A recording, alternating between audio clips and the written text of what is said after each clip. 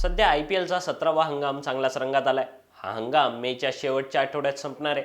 त्यानंतर 1 जून पासून T20 विश्वचषक सुरू होणार आहे।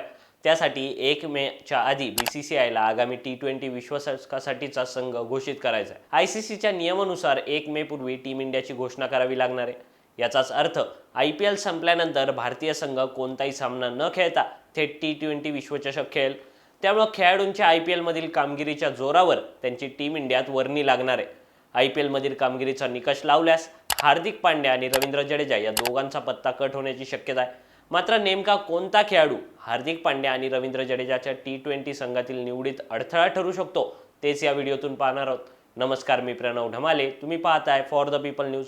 पुढे जाण्यापूर्वी आपण आमच्या चॅनलला सबस्क्राइब करा, लाईक व फॉलो जरूर करा। पोस्ट ग्रॅज्युएट डिग्री कोर्सच्या माध्यमातून परिपूर्ण राजकीय नेतृत्व घडवणारं आणि प्राध्यापक राहुल कराड यांच्या संकल्पनेतून साकारलेलं भारतातील पहिलं institute MIT school of government presents जागर लोकशाहीचा। IPL नंतर लगेचच T20 विश्वचषकाची रणधुमाळी सुरू होणार आहे। त्यामुळे खेळाडूंना IPL मधील कामगिरीच्या जोरावर टीम इंडियात स्थान दिलं जाईल हे BCCIनं यापूर्वी स्पष्ट केलंय।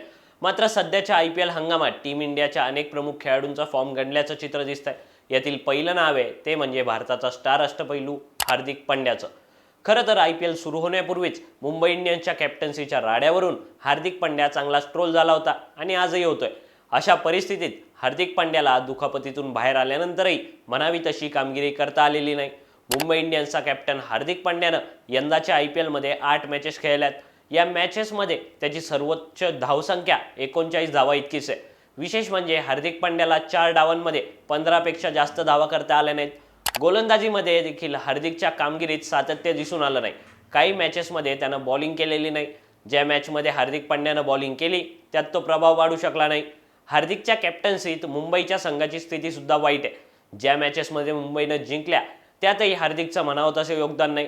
खास करून IPL मधील एल क्लासिको समजल्या जाणाऱ्या चेन्नई विरुद्ध मुंबईच्या मॅचमध्ये हार्दिक पांड्याला शेवटच्या ओव्हरमध्ये महेंद्रसिंग धोनीनं 20 रन्स मारले, जे शेवटी सामन्याच्या निकालाचा फरक बनले। त्यामुळे सध्या हार्दिक पांड्याच्या वर्ल्ड कप सिलेक्शनवर प्रश्न उभा राहत आहे। मात्र असं असलं तरी हार्दिककडे रोहित शर्मा नंतरचा भारतीय संघाचा कर्णधार म्हणून पाहिलं जात आहे। त्यामुळे हार्दिकला यंदाच्या विश्वचषकात टीम इंडियात स्थान मिळेल का याकडे नजरा लागल्यात। सैन्य आणि क्रीडा क्षेत्रात करिअर करायचे? नेताजी सुभाषचंद्र बोस सैनिकी निवासी शाळा पुणे। ॲडमिशनसाठी संपर्क 960 781 1662। T20 विश्वचषकासाठी टीम इंडियातून बाहेर राहू शकणारा दुसरा खेळाडू आहे रवींद्र जडेजा।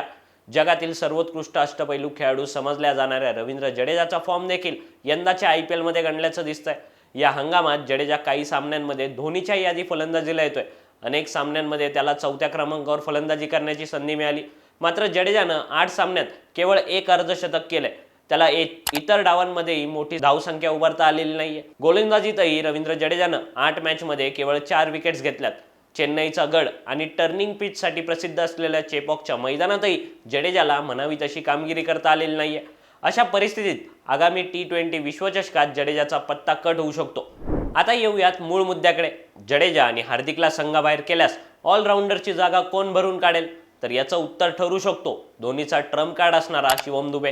चेन्नई सुपर किंग्सचा ऑलराऊंडर शिवम दुबे याला IPL मधील कामगिरीच्या जोरावर T20 वर्ल्ड कपचं तिकीट मिळू शकतं। शिवम दुबे IPL मध्ये सध्या चांगली कामगिरी करतोय। शिवम दुबे यानं यंदाच्या IPL मध्ये 8 मॅचेस खेळल्यात, ज्यात दुबेनं 51.83 च्या सरासरीनं आणि 169.95 च्या स्ट्राईक रेटनं 311 धावा केल्यात। यावेळी शिवम दुबेनं 3 अर्धशतकं केलेत।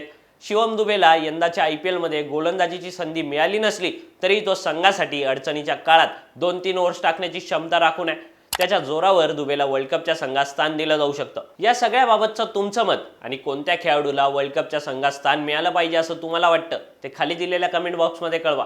व्हिडिओ आवडला असेल तर लाईक करा आणि अशाच आणखी नवनवीन व्हिडिओजसाठी फॉर द पीपल न्यूजला सबस्क्राईब करायला विसरू नका। धन्यवाद।